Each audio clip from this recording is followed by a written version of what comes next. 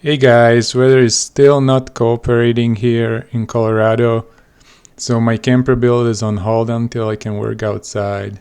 So decided to make a video showing you some of my already complete DIY projects around the house.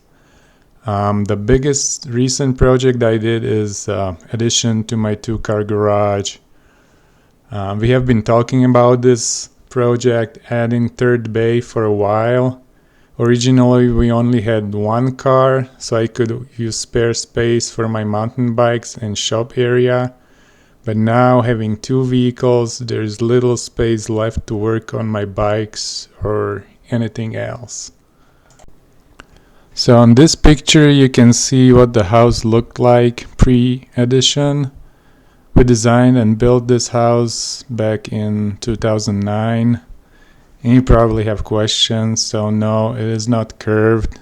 We were not that brave. It's distortion from using panorama to be able to capture everything in one image. And no, it's not a dead body. That's my crazy daughter. But we will be adding to the south wall of existing garage. Doing this will also provide some privacy for our deck.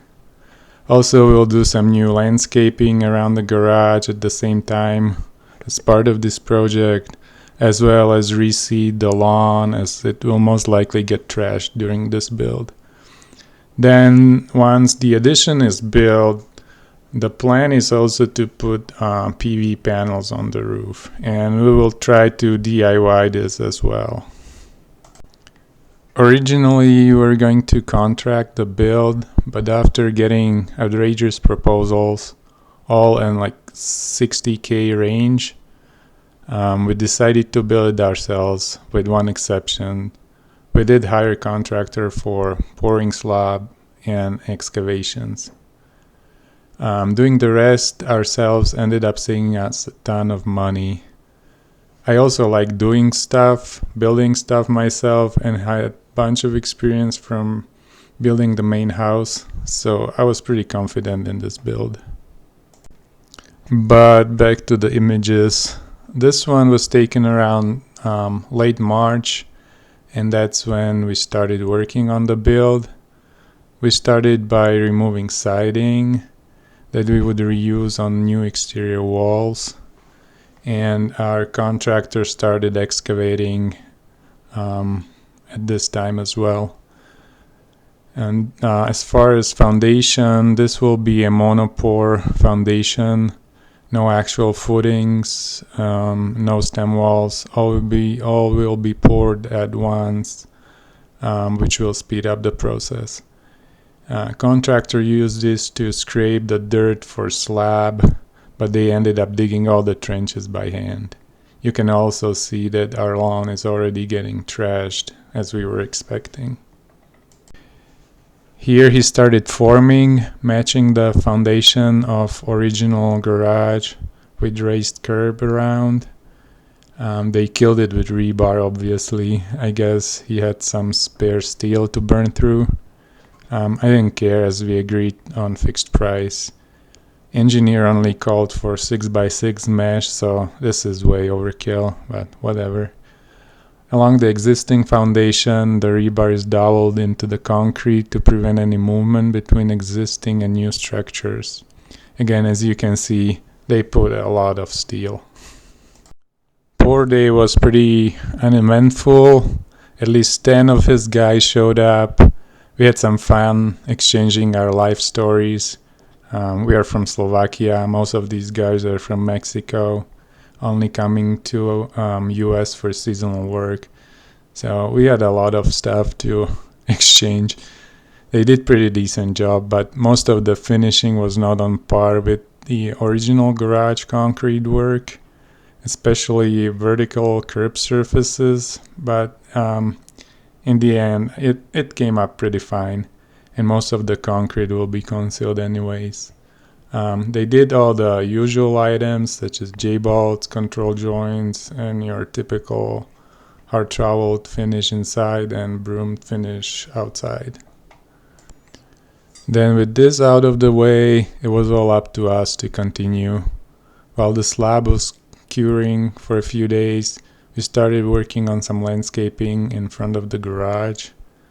I probably should mention that while this is technically third garage, it will be used as my shop for the time being. That's why you don't see any driveway. Also, while permitting, we did not permit this under garage, but as a storage, which saved us some additional money on permitting fees. At this point, I was really eager to get going with framing and to pull out my nail gun again. And you can see my first wall section done here. Most of the lumber I used, I actually got from Home Depot. I ended up being cheaper and I could handpick the studs, which was really important to calm down my OCD. But we did buy some engineered lumber, such as I-joists, rim joists, and beams from local lumber yard. Also, in this image, you can see the concrete work finish is not the best quality. I got contact for this guy from one of my clients who told me he does quality work, so I didn't bother to check his previous work. In the end, though, I hardly noticed it at all with all the landscaping around it. While I was framing, my wife kept removing siding boards, setting them apart. We will be reusing them. We kept photos and notes of the layout so we could install it the same way on the new wall. And almost done here with wall framing. Just the framing portal frame was the last piece. And also started to work on some landscaping along the south wall, but mostly just delineating areas for new walkway that we will pour later on. Then also started removing hardy panels. I also reused these on the new wall. And then here you can see all the siding removed, and we even reused the house wrap for the new wall. Also, the framing is pretty much done here. Just needs second top plate and then it's ready for roof joist. Here I opened up existing roof cavity as the new joist will sit on top of the wall next to existing joists. And even though we could have used smaller joists, we went with the same size as existing ones to make things simpler. And I'm also starting to add rimboard here and then laying TJI joists. Also added blocking to keep the wall joist straight. And I'm also planning to leave existing wall OSB sheeting exposed into the new garage, making it some sort of feature wall. Next was wall and roof sheeting and parapet walls. This went fairly quickly. With entire garage and parapet sheeted, we installed house wrap.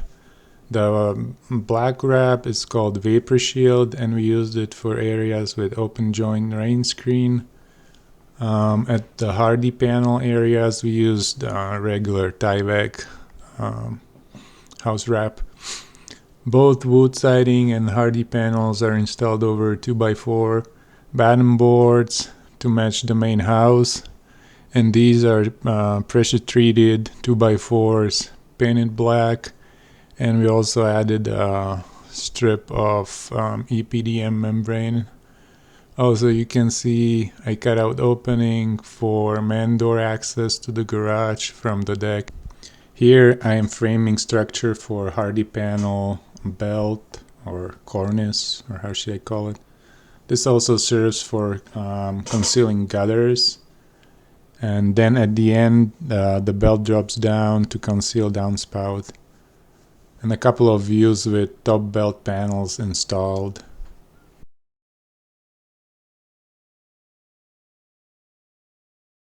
And then large hardy panels installed at the back and wrapping around the corner. The rest is sided with horizontal wood boards. These are called Brazilian mahogany. And then we actually ran out of wood, so we decided to infill the spot between garage doors with black hardy panels. And to finish everything off, I ordered cap flashing pieces from local metal store to match the look of the main house. And this would pretty much conclude the work on the exteriors. I'm aware I did not mention garage roof.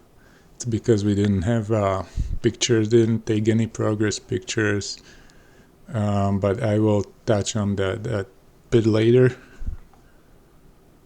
You can also notice in these images we poured some rectangular pavers along the garage wall and connecting them to the deck. And then we used gray gravel to fill around. We still have to redo the lawn, but after scraping all the lawn with sod cutter, we had some amended topsoil brought in and then spread it over the area. And meanwhile, I built a bench out of scrap decking in front of the garage for my friends to hang out while I work on their bikes. We also kept working on finishing the interior of the garage, installed gypboard on the south wall, and this is also the wall where I'll have all my cabinets and work counters along this wall. Back wall will be bike storage, and existing OSB wall will get storage shelving. I used siding scraps for accent wall where I will hang my bikes. Also add a little slot wall that will double as railing for the stair platform. And then poured epoxy floor and started installing cabinets and shelving. And this is my work area all installed. And just a quick view of the lawn starting to sprout in about 2-3 weeks from seeding. Next big item were solar panels. We got this DIY kit from Solar Warehouse. Again, main reason was the price. With this kit, the overall cost after incentives ended up being less than 1/3 of what local companies were quoting us.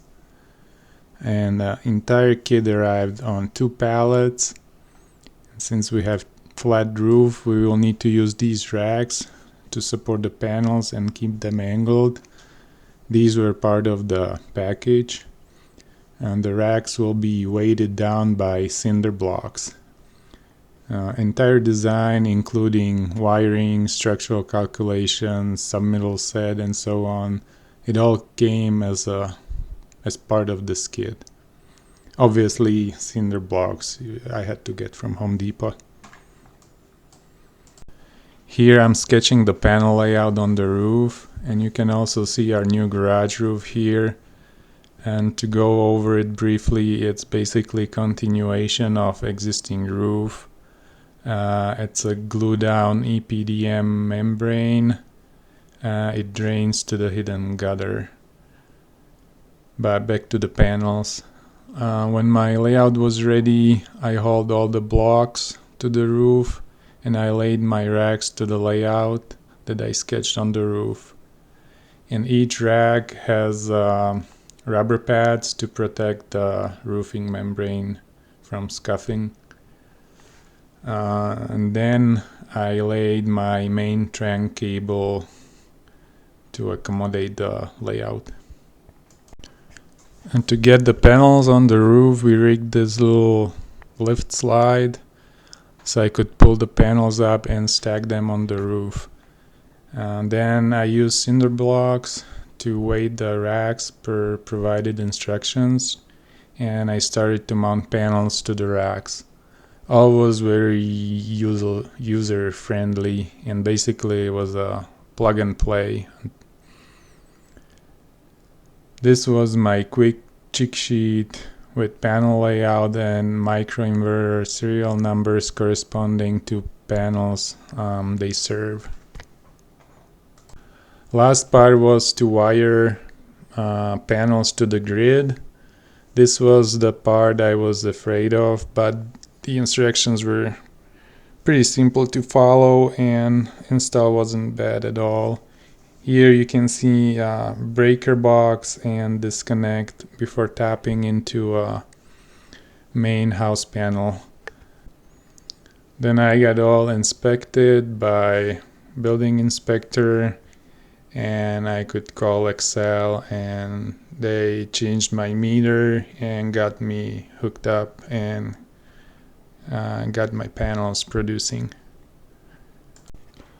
And once summer came, everything greened up and we could call this build finish. And I think it came out great. What do you guys think? Again, if you found this video helpful, please give me a like and subscribe. Thanks for watching, and I hope to see you at the next video.